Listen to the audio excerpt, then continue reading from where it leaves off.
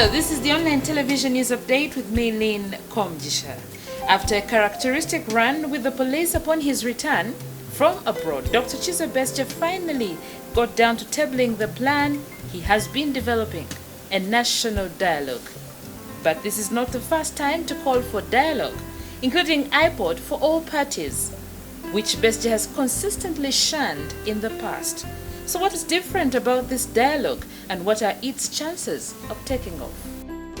Religious leaders and civil society have been calling for national dialogue for a while. Even the political parties have been holding dialogue, which Dr. Besigye has not been keen on. And after the elections, President Museveni has been calling other candidates for dialoguing, which Besigye has shunned. So why is it that Besigye is now calling for dialogue? And is it consistent with defiance? In fact, he has been saying that me and him, let's go somewhere and talk.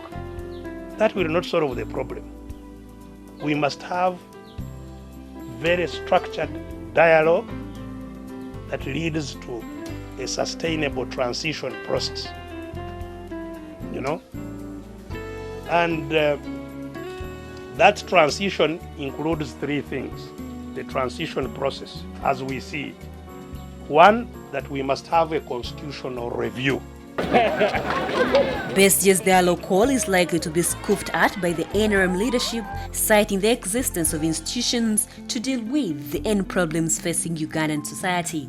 They are also likely to ask Besigye's position, since he does not hold any office in the country or in any political party. Legalities aside, do conditions in Uganda require a dialogue?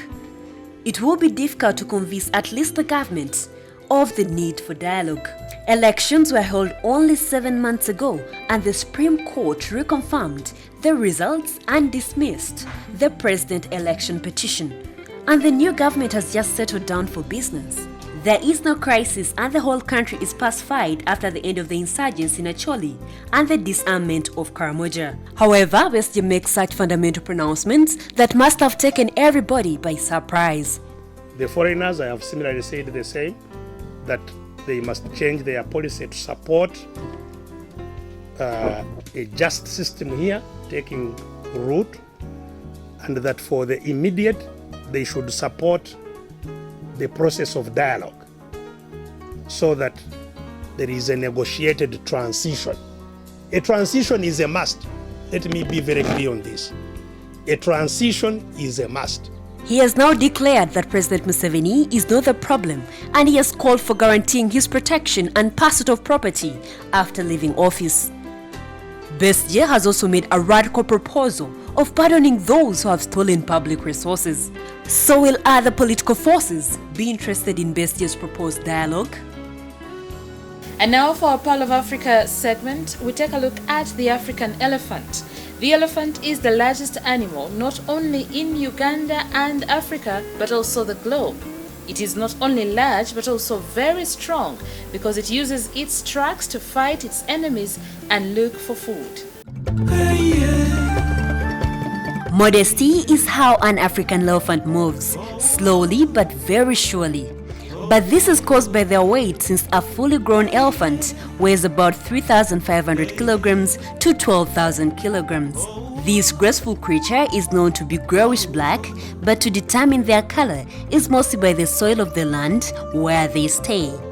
A female elephant is called a cow elephant, as a male is known as a bull elephant. African elephants can live in the wild for between 50 to 70 years.